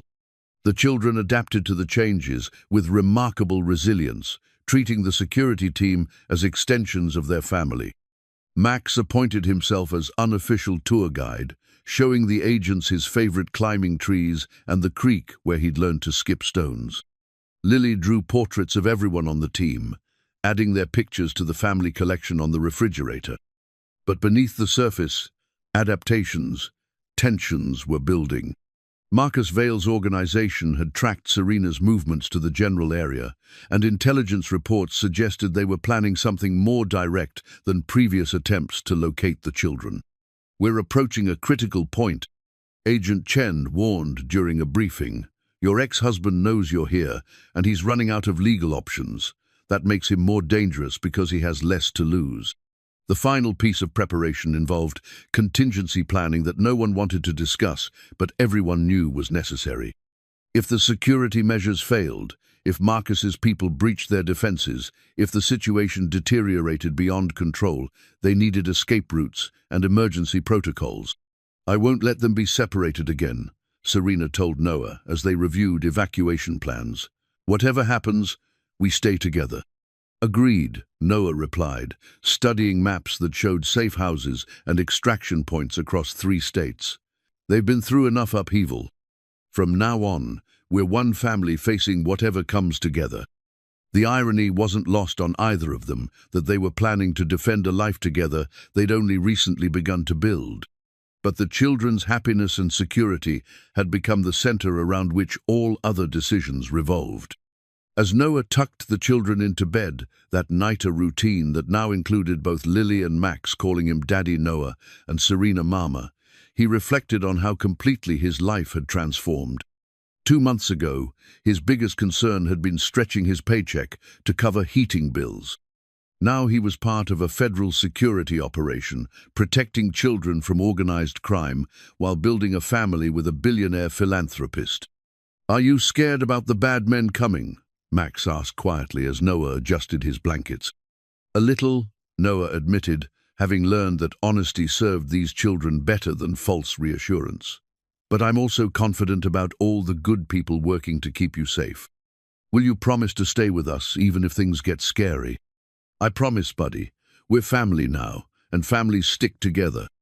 From the top bunk, Lily's voice was drowsy but determined. "Tomorrow can we take another family picture? I want to draw one that includes everyone, even Mr. Torres and the other security people." "Of course, sweetheart." As Noah turned off the lights and headed to his own room, he found Serena standing in the hallway, tears streaming down her face. "They've never asked me to promise I'd stay," she whispered.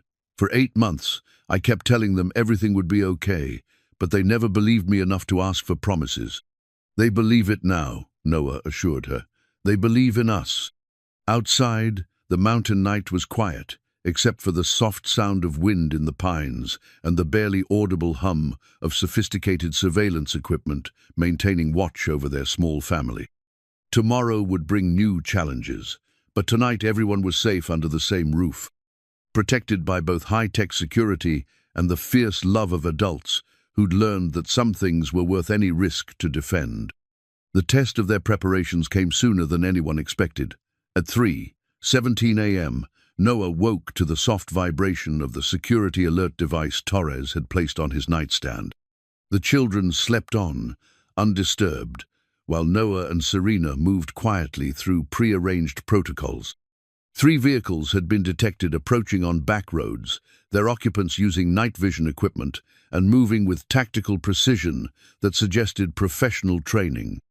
The perimeter alarms had activated silently, alerting the security team without creating panic or noise that might wake the children. Noah's role was simple: stay with the children and be ready to implement evacuation procedures if necessary. Serena's job was to coordinate with law enforcement and federal agents who were already mobilizing in response to the breach. Through his bedroom window, Noah could see nothing but familiar darkness and mountain shadows. But he knew that beyond his vision, highly trained people were moving into position to protect his family from dangers he could barely comprehend. The radio earpiece Torres had given him crackled quietly. All clear, 3 subjects detained. False alarm on the threat level. These were Marcus's people, but they were conducting reconnaissance, not planning immediate action. Stand down from alert status. Relief flooded through Noah, followed immediately by the realization that this had been a test run. Marcus Vale was probing their defenses, learning about their security measures, preparing for something larger. This was just the beginning, Serena said when they gathered in the kitchen afterward, speaking quietly while the children continued sleeping. He's testing us. Torres nodded grimly. Standard tactical approach. Send expendable assets to map our response patterns and security coverage. The real attempt will come later, when he thinks he understands our weaknesses. How much later? Noah asked. Days, maybe a week. He'll want to move quickly before we can adjust our security protocols. The next morning brought the challenge of maintaining normalcy for the children while preparing for escalating danger. Breakfast proceeded with its usual chaos of 3 children competing for attention and parents trying to coordinate schedules around school, work, and security briefings.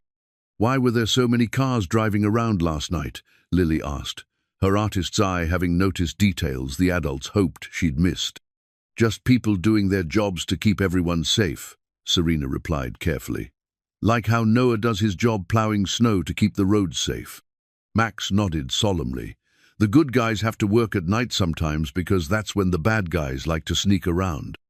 The children's matter-of-fact acceptance of their circumstances continued to amaze Noah. They'd learned to live with security measures and potential danger without losing their essential childhood optimism and trust in the adults protecting them. School presented new challenges. The children needed to maintain their normal routines, but their safety required discreet escort by security personnel and constant monitoring of their activities. Torres's team had managed to place agents in the school as substitute teachers and maintenance staff, providing protection without alarming other students or parents. This can't continue indefinitely. Noah told Serena as they watched Mia, Lily, and Max board the school bus under the watchful eyes of 3 different security agents.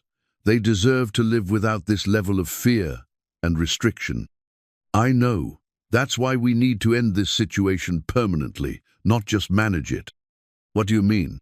Serena's expression was determined in a way that reminded Noah of Lily when she'd made up her mind about something. I mean, we stop running and hiding. We stop letting Marcus dictate our lives through fear. We take control of the situation and finish this. The plan she outlined was both brilliant and terrifying. Instead of waiting for Marcus to make his move on their prepared defenses, they would create an opportunity for him to attempt a kidnapping under circumstances completely controlled by their security team. It would require using the children as bait, but with protection so comprehensive that the real danger would be minimal, while the legal consequences for Marcus would be permanent. Absolutely not, Noah said immediately. We don't use children as bait for anything, no matter how safe you think it is. Noah, listen to the whole plan before you decide.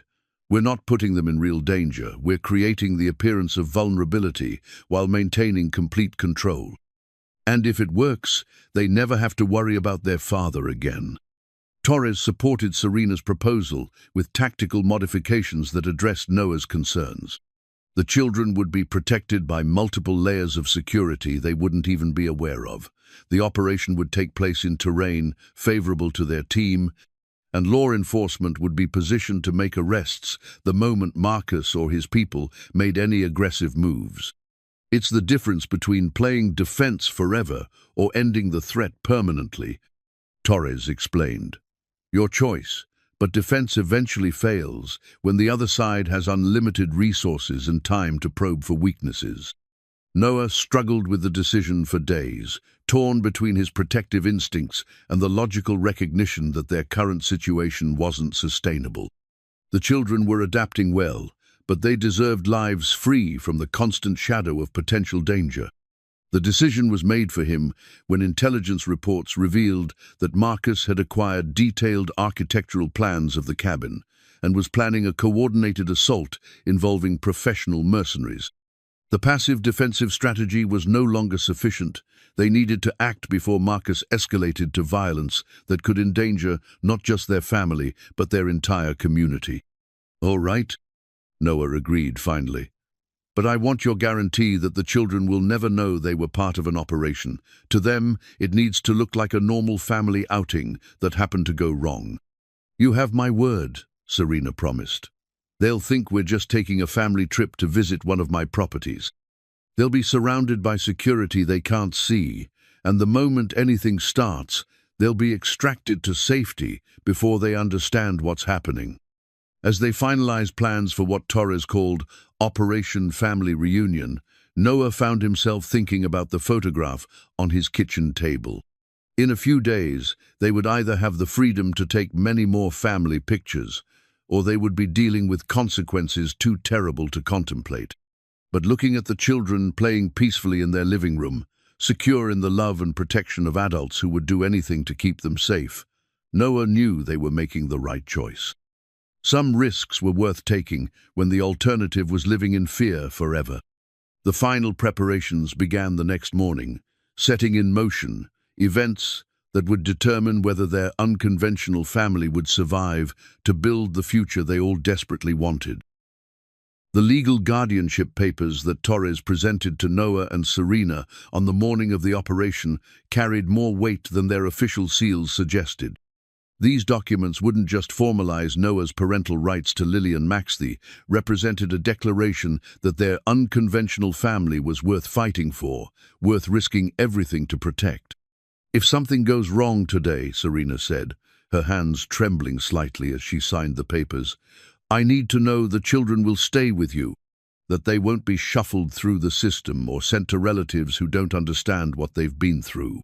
Noah signed his name with steady strokes, accepting responsibility that went far beyond legal guardianship. "Nothing's going to go wrong. But yes, they'll always have a home with me and Mia." The plan was elegantly simple in concept, terrifyingly complex in execution. They would drive to Serena's mountain property an hour away, ostensibly for a family picnic, and to show Noah and Mia the renovated guest house where they might live while maintaining the children's enrollment in their current school. The route would take them through terrain that offered tactical advantages to Torres's security team while appearing natural and unplanned to anyone conducting surveillance. Marcus's people had been monitoring their movements for days, and intelligence suggested they would view the isolated mountain property as an ideal location for an abduction attempt. What they wouldn't know was that the property was surrounded by federal agents. The guest house was equipped with safe rooms and emergency communications, and every possible approach route was covered by sniper teams. To the children, "This is just a family adventure," Torres reminded everyone during the final briefing. "They don't know about the operation, they don't know their father might attempt contact, and they don't know about the security presence. Keep it that way, unless something goes catastrophically wrong." The drive began with the normal chaos of a family outing. Mia had packed snacks and entertainment for the other children, while Lily and Max chatted excitedly about seeing Serena's mountain house and possibly spotting wildlife along the way. Noah drove with practiced mountain skill while Serena pointed out landmarks and told stories about the area's history. To any observer, they looked exactly like what they were supposed to be. Blended family enjoying a beautiful Colorado morning, heading out for a day of exploration and bonding. The security convoy, following at discreet distances, was invisible. The aerial surveillance was silent, and the communications equipment hidden in their vehicle operated without any indication of its presence. "Are there really bears at your house, Mama?" Max asked from his car seat, his 4-year-old imagination captured by Serena's casual mention of local wildlife. "Sometimes, but they're more afraid of us than we are of them," Serena replied, catching Noah's eye in the rearview mirror. The irony wasn't lost on either of them, that bears were probably the least dangerous predators they might encounter today. The mountain property was breathtaking in the early spring sunlight. Serena's simple guest house turned out to be a stunning log structure with modern amenities and panoramic views of snow-capped peaks. The children ran ahead to explore while Noah and Serena carried picnic supplies, both of them hyper-aware of their surroundings despite maintaining casual conversation. "It's beautiful," Noah said honestly, studying the carefully maintained landscape and impressive architecture. "The children would love having this much space to explore." "That's what I hoped you'd think. I bought it as a family retreat, but it never felt like home until now." Serena's smile was genuine, despite the tension they both carried. "Having all of you here makes it complete." They spent an hour exploring the property, the children delighting in discovering a tree house, a creek with a small bridge, and a barn that housed 2 gentle horses. Mia appointed herself tour guide for Lily and Max, showing them how to feed carrots to the horses, while Noah and Serena prepared lunch on the wraparound porch. The attack came exactly as Torres had predicted during the relaxed vulnerability of mealtime, when the family appeared most off guard and least prepared for threats. Noah was cutting sandwiches when his earpiece crackled with urgent warnings. Multiple vehicles approaching from the east access road, 6 hostiles, moving fast, armed. Initiating containment protocols now. To the children, Noah's sudden stillness looked like simple concentration on his task. "Mia, why don't you take Lily and Max inside to wash their hands before lunch?" His daughter, sensitive to adult moods, even when she didn't understand their source, immediately herded the younger children toward the house. "Come on, guys. Let's see if there are any games inside." Serena moved closer to Noah, her voice barely audible. "How close are they?" "Close enough to see us, not close enough to interfere yet." Torres' voice responded through their earpieces. "Continue normal activities. We have complete containment." But Marcus Vale was more desperate and better prepared than anyone had anticipated. The 6 men approaching from the east were a diversion. The real threat came from the west, where Marcus himself led a second group that had infiltrated the property hours earlier and been waiting in concealment. The first indication of true danger was the sound of vehicles racing toward the house at high speed, followed immediately by the crack of gunfire from multiple directions.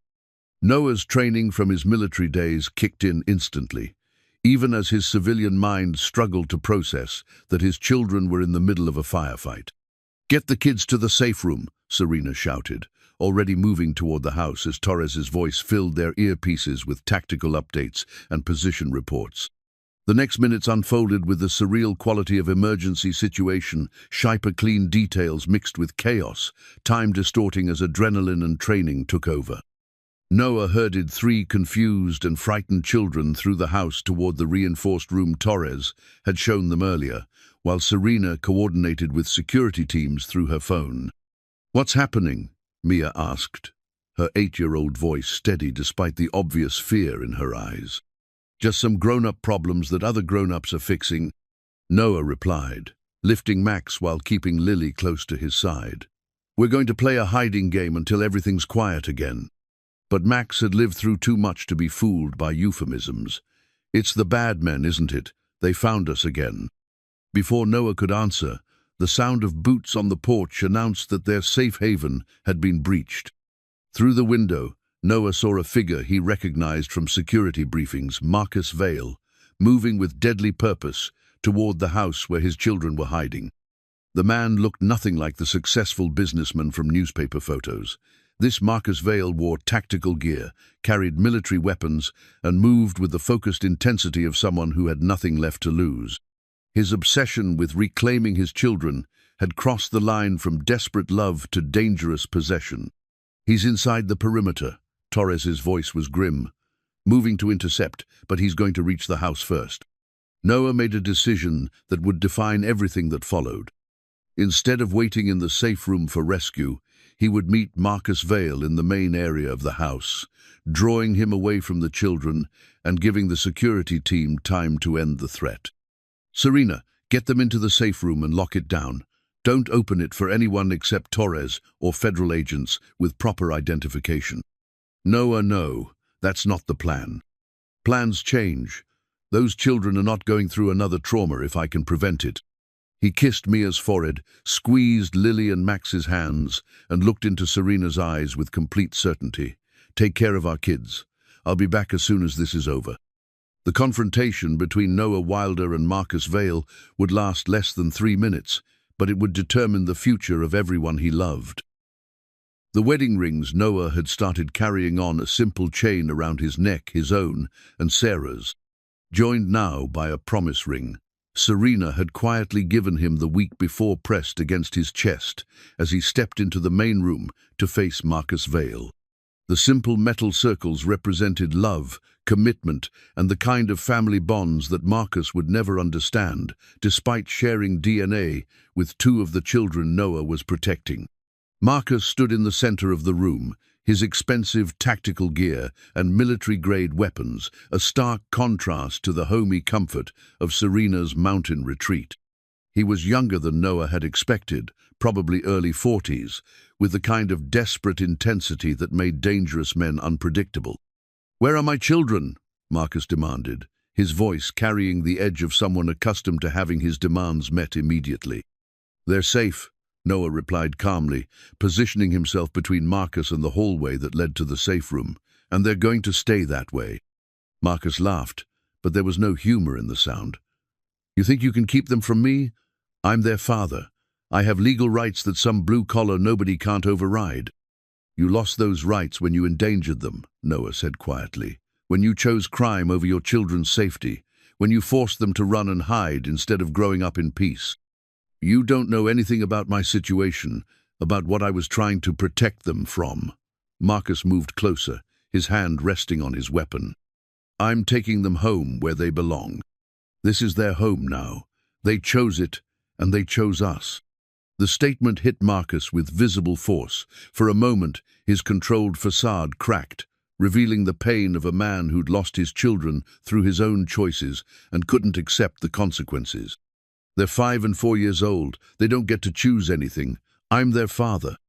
"Being a father is about more than biology," Noah interrupted. "It's about showing up every day, putting their needs first, making them feel safe and loved. When's the last time you did any of that?" Through the windows, Noah could see Torres's security team moving into position, but he also knew that any sudden action might trigger violence that could endanger the children. His job was to keep Marcus focused on him until the professionals could end the threat safely. "You think you're some kind of hero?" Marcus's voice rose with anger and desperation. "Taking in rich kids and playing house with their mother? You're nothing but a fortune hunter who got lucky." "I fell in love with those children before I ever met their mother," Noah said honestly. "Before I knew who they were or where they came from. I fell in love with their courage, their kindness, the way they took care of each other. Money had nothing to do with it." "Liar. Everyone wants something. I wanted them to be safe and happy. That's all I've ever wanted." Marcus pulled his weapon, holding it with the practiced grip of someone comfortable with violence. "Step aside. I'm taking Lily and Max, and if you interfere, you'll never see any of them again." Noah didn't move. "You'll have to go through me first." "That can be arranged." The standoff stretched for seconds that felt like hours. Through his earpiece, Noah could hear Torres coordinating the final approach, federal agents confirming positions, the machinery of justice preparing to end Marcus Vale's reign of terror over his own children. But it was a child's voice that broke the tension, Max's 4-year-old words cutting through the adult, posturing with devastating clarity. "Daddy, is that really you?" Both men turned to see Max standing in the hallway, having slipped away from the safe room despite all the precautions. His small face showed confusion and fear as he looked at the father he hadn't seen in months. "Max, buddy, go back to Mama," Noah said gently, not taking his eyes off Marcus. "Max, come to Daddy," Marcus called, his voice softening as he saw his son. "I've been looking for you and Lily everywhere. I've missed you so much." The 4-year-old looked between the 2 men, his biological father with weapons and tactical gear, and Noah in his simple flannel shirt and jeans, and made a choice that revealed everything about the life he'd been living. "I want to stay with Noah," Max said quietly, He makes me feel safe." The words hit Marcus like a physical blow. His own son, choosing a stranger over him, finding safety with someone else because Marcus had become the source of danger in his children's lives. "You poisoned him against me," Marcus snarled at Noah. "Turned my own son."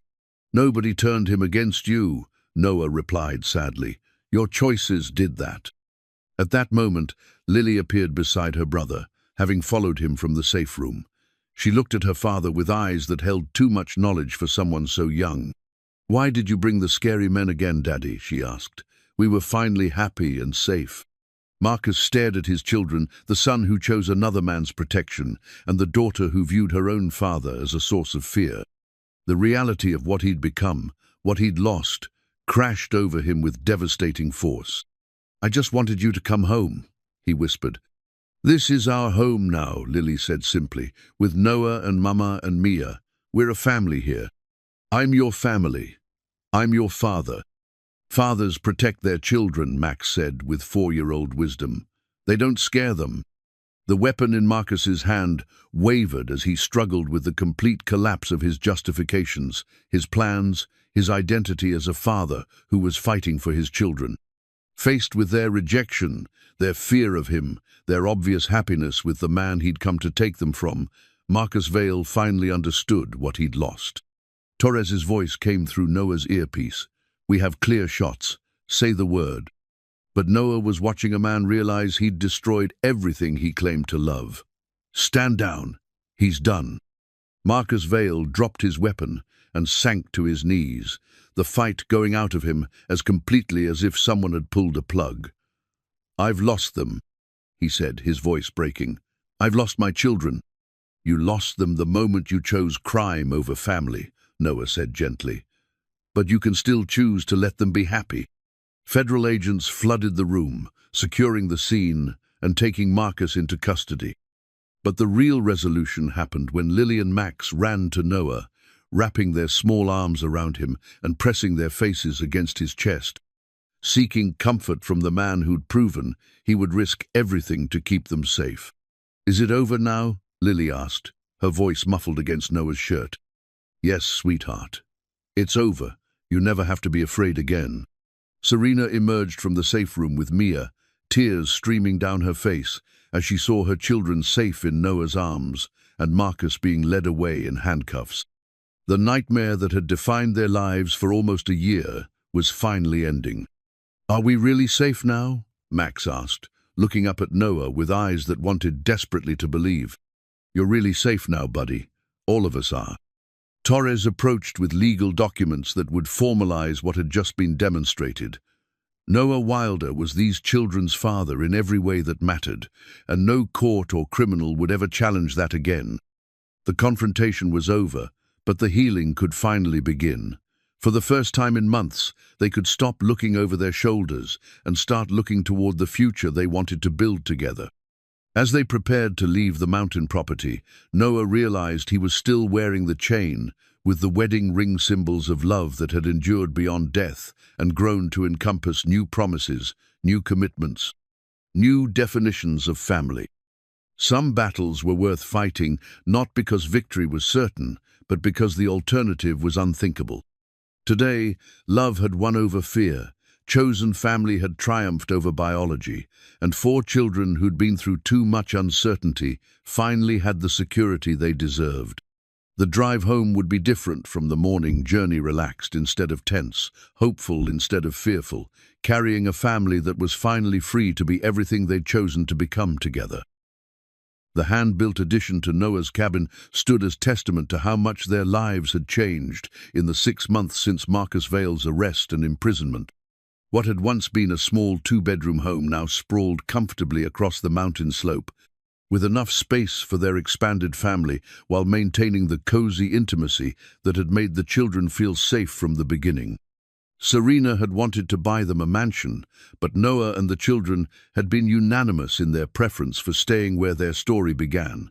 Instead, her resources had gone toward creating the perfect blend of their 2 worlds, preserving the simple mountain lifestyle that had given the children stability, while adding the security and comfort that ensured their continued safety and happiness. The morning routine had evolved to accommodate 5 people, but the fundamental warmth remained unchanged. Noah still woke first, starting coffee and checking the weather while the mountain came alive around them. But now Serena joined him in the quiet pre-dawn moments, both of them treasuring the peaceful time before 3 children filled the house with energy and conversation. "Mia's got her presentation on Colorado wildlife today," Serena noted, reviewing the family calendar over her first cup of coffee. "And Max has his advanced math assessment." "Think he's nervous?" Noah asked, adding logs to the wood stove that still provided their primary heat despite all the modern updates to the house. "He spent an hour last night explaining probability calculations to Lily's stuffed rabbit. I think he's ready." The changes in the children over the past months had been remarkable. Max had tested into the gifted program at school and was working with tutors who challenged his mathematical abilities while keeping him emotionally grounded with children his own age. His confidence had blossomed under Noah's steady encouragement and Serena's intellectual stimulation. Lily had discovered a passion for both art and storytelling, creating elaborate picture books about families who found each other in unexpected ways. Her teacher reported that she was reading at a 6th grade level, but still enjoyed being read to at bedtime, as if making up for all the years when bedtime stories weren't possible. Mia had embraced her role as big sister with characteristic determination, becoming the bridge between her father's practical mountain wisdom and Serena's sophisticated world knowledge. She moved easily between discussing hiking trails with Noah and debating environmental policy with Serena, comfortable in both worlds because both worlds valued her completely. The legal resolution of their situation had been swift once Marcus was in custody. Serena's legal team had worked with federal prosecutors to ensure that Marcus would serve significant prison time, while also losing all parental rights through the criminal proceedings. The children would never have to fear his interference again, but they also wouldn't grow up carrying hatred for a father who'd lost his way. "We tell them the truth when they're old enough to understand," Serena had decided, that their father made bad choices that hurt people, including them, but that he's sick more than evil. They deserve to know their history without being defined by it. The community had embraced their unconventional family with typical mountain pragmatism. Neighbors who'd known Noah as a struggling single father now watched him navigate his new role as partner to a billionaire philanthropist, and their approval was based entirely on the happiness of the children involved. "Doesn't matter where the money comes from," Tom Bradley had observed at the hardware store. "Those kids are thriving, and Noah's still the same good man he always was. That's what counts." Mrs. Chen had been more direct in her assessment. "Some people are meant to be together, and circumstances are just details. You look at that family, and you see love. Everything else is just paperwork." The financial transformation of their situation had been handled with careful attention to maintaining the values that had shaped their family. Noah continued working construction, not because they needed the income, but because he loved the work and wanted to model the satisfaction of contributing to his community. Serena had established a foundation focused on children's welfare, with offices in Denver but frequent work-from-home days that let her be present for school events and family dinners. They'd established trust funds for all 3 children that would ensure their educational and financial security without spoiling them or removing the incentive to find their own purposes in life. More importantly, they'd created a family culture that valued kindness over wealth, contribution over consumption, and relationships over status. The afternoon found them at the expanded kitchen table, now large enough to accommodate homework time for 3 students with very different academic needs. Lily worked on her phonics while Max tackled multiplication problems that would challenge most middle schoolers, and Mia researched her wildlife presentation with the thoroughness of a graduate student. "Did you know that mountain lions can jump 15 feet vertically?" Mia announced to the table at large. "That's nothing," Max replied without looking up from his math. "Did you know that the probability of seeing a mountain lion in this area is less than 0.003% on any given day?" Did you know that I'm drawing a picture of a mountain lion family with a mama, a daddy, and 3 cubs? Lily added, holding up her latest artwork. Serena and Noah exchanged glances over the children's heads, both of them marveling at how completely normal these moments had become. 6 months ago, homework time had been a frantic juggling act of one adult trying to help 3 children while managing financial stress and security concerns. Now it was a comfortable family routine filled with laughter and learning. The evening brought their favorite ritual dinner together, followed by story time by the fire. The tradition had evolved to include all 5 family members contributing to the storytelling, creating elaborate adventures that often featured families who found each other through storms and stayed together through love. Once upon a time, Mia began that night. There was a man who lived in a small cabin with his daughter, and they were happy but sometimes lonely. And there was a woman who lived in a big house with her children, but they had to run away because of scary things, Lily continued. And then there was a big storm that brought them all together, Max added, his 4-year-old logic cutting straight to the essential elements. And they discovered that families aren't just about being related, Serena said, looking around at the faces illuminated by firelight. They're about choosing to love each other every day. And they all lived happily ever after, Noah concluded, because they learned that the greatest fortune isn't money or big house, it's having people who will always come home to you. Later, after the children were tucked into their beds with the security of routine and unconditional love, Noah and Serena sat on their expanded porch, looking out at mountain views that had become the backdrop for the life they'd built together. "Do you ever miss the simplicity of before?" Serena asked, her hand finding his in the comfortable darkness. "Never," Noah replied honestly. "Simple isn't always better. This is complicated and challenging and sometimes overwhelming, but it's also full of more love and joy than I ever imagined possible. The children are different than they were when I was raising them alone," Serena observed. "More confident, more secure. Max never used to speak up about what he wanted. Lily never drew pictures of open doors and sunny skies. They're different because they know they're safe.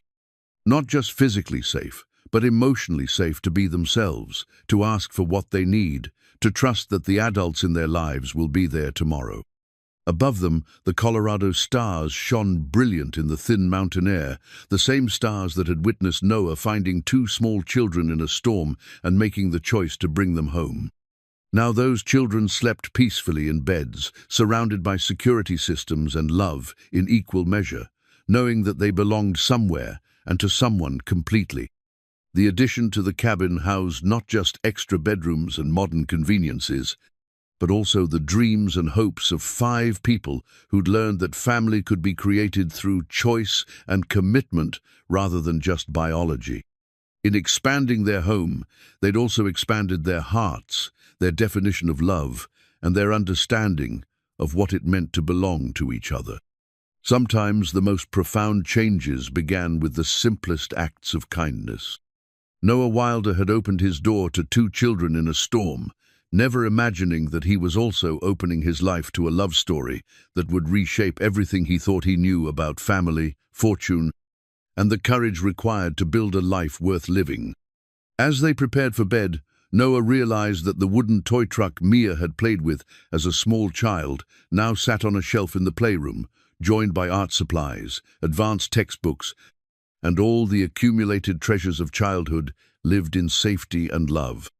The simple carved truck remained, but it was no longer alone, just like their family, expanded beyond what anyone could have predicted, but rooted in the same fundamental values of care, protection, and love that had sustained them from the beginning. Outside, the mountain night settled over their home with the quiet contentment of lives well lived and love well shared. While inside, 5 people who'd found each other against all odds slept peacefully, secure in the knowledge that some families were worth any storm, any struggle, any risk to protect and preserve. The future stretched ahead of them, full of ordinary days and extraordinary love, built on the foundation of a snowy night when a man chose to help 2 small strangers and discovered that sometimes the greatest fortunes come disguised as the simplest acts of human kindness.